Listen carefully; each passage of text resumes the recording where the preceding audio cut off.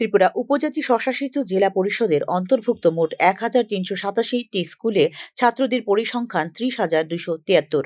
এক্ষেত্রে শিক্ষকের সংখ্যা রয়েছে মোট ৩,৯১৩। তাদের মধ্যে ৭০৯ জন শিক্ষক ডেপুটেশনে। ডিটিএডিসির প্রতি বিদ্যালয়ে ছাত্র শিক্ষকের অনুপাত ৯.১। মঙ্গলবার বিধানসভার অধিবেশনে জানিয়েছেন মুখ্যমন্ত্রী ডক্টর মানিক সাহা। বিষয়বস্তুটি হলো ২৩/৩/২০২৫ তারিখে এডিসি স্কুলগুলিতে ছাত্র সংকট চরম আকারে। দৈনিক সংবাদ পত্রিকা প্রকাশিত সংবাদ সম্পর্কে।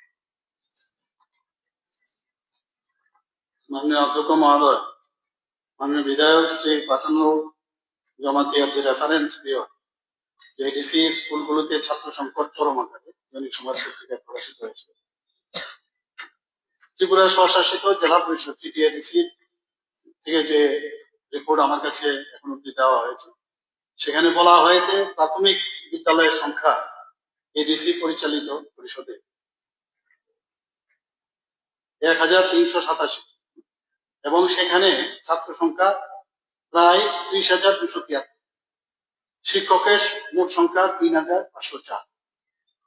টিটিএডিসি স্কুলের শিক্ষক স্বল্পতা দূরীকরণের জন্য বুনিয়াদী শিক্ষা অধিকার থেকে এখন পর্যন্ত পর্যাপ্ত সংখ্যক আমাদের ত্রিপুরা সরকারের তরফ থেকে অর্থাৎ আমাদের এডুকেশন ডিপার্টমেন্ট থেকে ডেপুটেশন দেওয়া হয়েছে এবং বর্তমানে ডেপুটেশন এখানে শিক্ষকদের সংখ্যা ৭০৯। তাছাড়া ২২৩ জন যারা এসএসএ কন্ট্রাক্ট টিচার আছে তাদের সেখানে স্কুলগুলিতে দেওয়া হয়েছে। জাতীয় স্তরের প্রাথমিক বিদ্যালয়গুলিতে যে ছাত্র শিক্ষকের যে অনুপাত সেখানে দেখা গেছে 21:1 এবং এটা প্রাথমিক বিদ্যালয় এবং উচ্চ বুনিয়াদীতে ছাত্র। ত্রিপুরা উপজাতি স্বশাসিত জেলা পরিষদের শিক্ষা ব্যবস্থা বেতন বহির্ভূত খাতে দেওয়া হয় ১ কোটি টাকা। এছাড়া মেরামতে এবং অন্যান্য বিষয়ে দেওয়া হয় ১,২০,০০,০০০ টাকা। বিদ্যালয়গুলোর শৌচাগার, গ্রন্থাগার, পানীয় জল ইত্যাদি ব্যবস্থাপনার জন্য ১৮৮ কোটি টাকা দেওয়া হয়েছে বলে এদিন জানিয়েছেন মুখ্যমন্ত্রী ডক্টর মানিক সাহা। ২০২২ সালে ভারতের জন্মহার ছিল প্রতি ১,০০০ জনে 17.163 জন, যা ২০২১ সালের তুলনায় 1.23% হ্রাস পেয়েছে। ত্রিপুরার ক্ষেত্রে সর্বশেষ প্রাপ্ত যে তথ্য সেখানে দেখা যায় ২০১৯ সালে প্রতি হাজারে যেখানে 12.8 ছিল জন্মের হার, সেটা ২০২০ সালে কমে 12.6 হয়েছে। টিটিএডিসি এলাকায় পরিচালিত শিক্ষা প্রতিষ্ঠানগুলো মেরামতি, তারপর আসবাবপত্র ক্রয় করা, কন্টিজেন্সি ইত্যাদি বাবদ খরচ করার জন্য বেতন বহির্ভূত খাতেও আনুমানিক প্রায় ১ কোটি দেওয়া হয়। ২৪-২৫ অর্থ বছরে টিটিএডিসি পরিচালিত শিক্ষা প্রতিষ্ঠানগুলিতে মেরামতির জন্য সেখানে ১,২০,০০,০০০ টাকা দেওয়া হয়।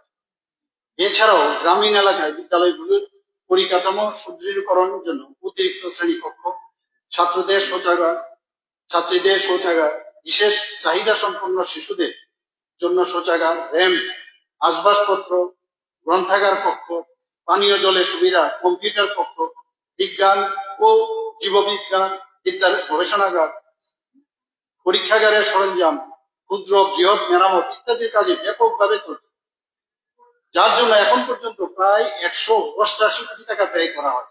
ত্রিপুরা উপজাতি স্বশাসিত জেলা পরিষদের বিদ্যালয়গুলিতে পিএম পোষণ অর্থাৎ মিড ডে মিল প্রকল্পে ২০২৪-২৫ অর্থবছরে বরাদ্দ রয়েছে ৫,৩৮,০০,০০০ টাকা, যার মধ্যে ইতিমধ্যেই দেওয়া হয়েছে ৪,৯৪,০০,০০০ টাকা। কস্তুরবা গান্ধী বালিকা বিদ্যালয় আবাস প্রকল্পে এডিসি এলাকায় নির্মাণ করা হয়েছে ১৫টি হোস্টেল। এছাড়া নেতাজি সুভাষ আবাস প্রকল্পে এডিসি এলাকায় নির্মাণ করা হয়েছে ৯টি হোস্টেল। পিএম জনমন এবং গ্রাম উৎকর্ষ প্রকল্পে এডিসি এলাকায় আরও ৩৯টি হোস্টেল নির্মাণ করার অনুমোদন দিয়েছে কেন্দ্রীয় সরকার। উপজাতি স্বশাসিত জেলা পরিষদের বিদ্যালয়গুলিতে ছাত্রছাত্রীদের এনরোলমেন্ট বৃদ্ধি করার জন্য সর্বাত্মক উদ্যোগ নেওয়া হয়েছে বলে জানিয়েছেন মুখ্যমন্ত্রী ডক্টর মানিক সাহা।